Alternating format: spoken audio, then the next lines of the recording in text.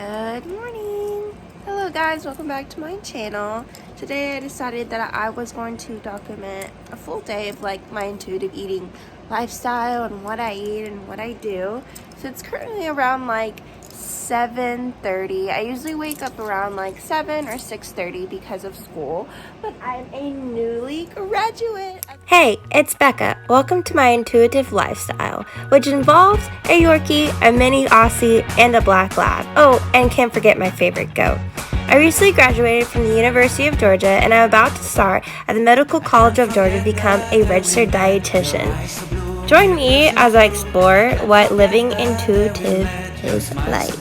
Make sure you like and subscribe. Love, Becca. Are you ready for breakfast? Are you ready for breakfast? Before I found intuitive eating and all the 10 principles, I used to be caught up on everything that I would consume. As you can see here, I'm just pouring out my coffee, not really measuring anything at all, not measuring my coconut milk. I'm eyeballing it and see what satisfies me. With my coffee, I just eyeball it. I don't count calories at all.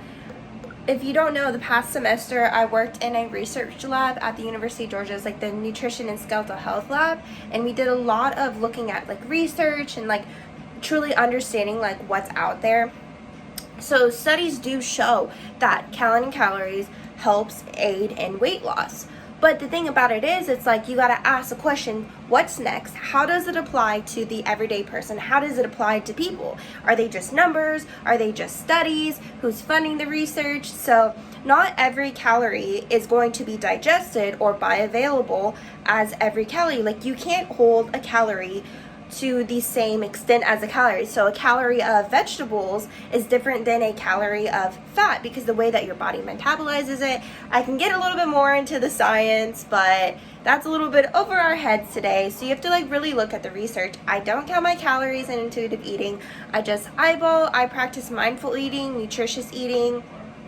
I normally go to the hunger crushing complex. So having a source of protein, some carbs, some fiber, and a source of fat, and I look at that. I look at foods that are satiating with me. You just really don't count it. You listen to your body. You eat when you're hungry. You stop when you're full. But let me stop ranting on and let me get onto this workout. So in the spirit of me graduating with the best degree out there, I'm wearing my school colors. I went to the University of Georgia, so black and red. I have a full thing of water, and I'm going to start my upper body workout. I just do the Peloton app. When I was up at UGA, I did cycling with Cody Rigsby, but now that we, are in a different house, we don't have the workout room anymore, but that's okay because school starts and we have an awesome gym. So let's get to the workout.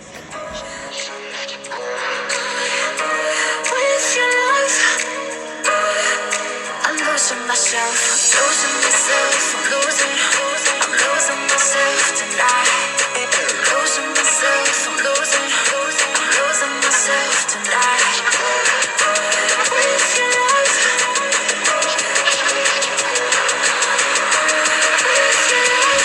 So just got done with upper body workout, and the thing about it is, with intuitive eating, just joyful movement is all that matters. In class, I learned that, between 30 minutes to 150 minutes of movement a day is great. But here's the thing though, how do you stick to it? How do you stay motivated? So any type of movement that you enjoy is great. And I like to lift weights. I like to cycle. I hate running. So I wouldn't keep up with running because I hate it. But every day I love to dance, listen to music, listen to Drake, listen to Justin Bieber while I work out. Cody Rigsby, he tells me I'm a baddie with a fatty. So that's how I keep up with working out. As an example, I am practicing the second, honor your hunger, the third, make peace with food, the fourth, challenging the food police, and the 10th, honor your health in this meal right here. My favorite part of the day, just to make me a little bit mindful and more like intelligent, I guess, is I read books. It could be any types of books. It could be fiction, non-fiction, But what I'm really interested in is reading about nutrition. There's certain books that literally talk about diet culture, and I've tried really, really, really hard to shift my mindset to get away from diet culture, but I'm reading 2 books right now, HAES by Lindo Bacon, and it's basically a book where you focus on behaviors and you drop the diet mentality and body acceptance. So I'm reading a little bit more. I can give more updates about that book. And I'm also reading a book called The Future of Nutrition, and it talks about how nutrition is intertwined and involved in our health. In the beginning, it talked about how there's very little research and there's very little bit of emphasis on how our nutrition affects like our chronic diseases, and talks about how heart disease is the #1 killer, followed by cancer. And so in my medical nutrition therapy class, we learned all about that. So it got me a little bit more interested in reading about how nutrition can affect chronic diseases. Are there intuitive ways where we can tackle these questions in these situations, and why currently our healthcare systems and how we approach nutrition and weight and cancers and obesity, how it's so different? Like, are there intuitive ways to approach it, and how can I apply my new intuitive ways to bring it to the healthcare system when I start my dietetic internship? I hear a lot of my friends on Instagram, media saying that you shouldn't have snacks, but I'm a big snack person. I honestly think that I would choose snacks over a full meal, but that's just how I am. And before, I would shy away from family gatherings. I would save my calories towards the end of the day, but that's not how I roll these days. I love making memories, and food is such a big part of memories. Here, we're celebrating my mom's birthday, my graduation, my other friend's birthday, and I had some pizza and I had some cake. And when I came home, I didn't continue on that whole eating unnecessarily like foods that are less nutrient dense, so I decided to have a salad full of macronutrients. I had a sparkling water instead of a Diet Coke or a soda. For a little bit of movement, I practice the 9th principle, exercise, feel the difference. I like to walk, I like to clear my mind, and that is another way I get in some physical activity. All at once, because that seems like a lot. So when I'm bored during the day, I just go out, walk a mile, listen to an audiobook, and I take either one of my 3 dogs out, and we just enjoy the summer and the sun. And yeah, that's my form of movement, and I'm enjoying it. I'm also getting to read a lot of books too, so mile. I was pretty tired from my big day, so I played with Coochie. He didn't want to go to bed at 8 p.m., but that's okay.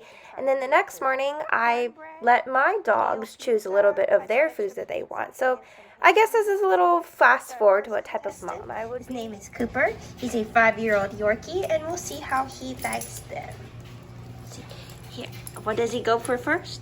Let's see. Oh, the cornbread, the veggie pizza. Sir, can you tell us how you like it? You like it? Oh, the veggie pizza was so good.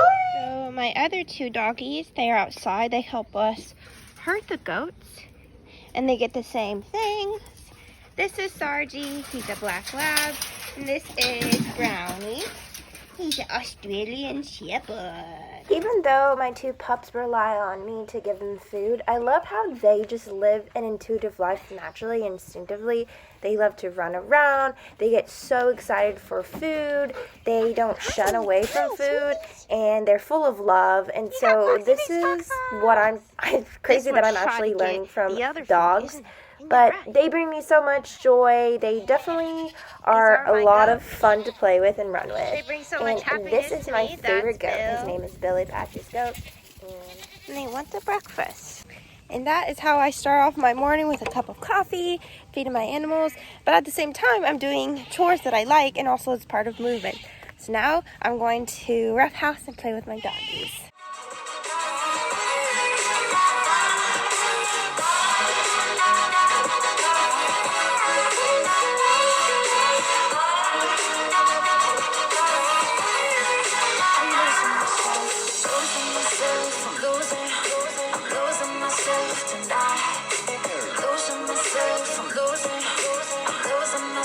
Tonight,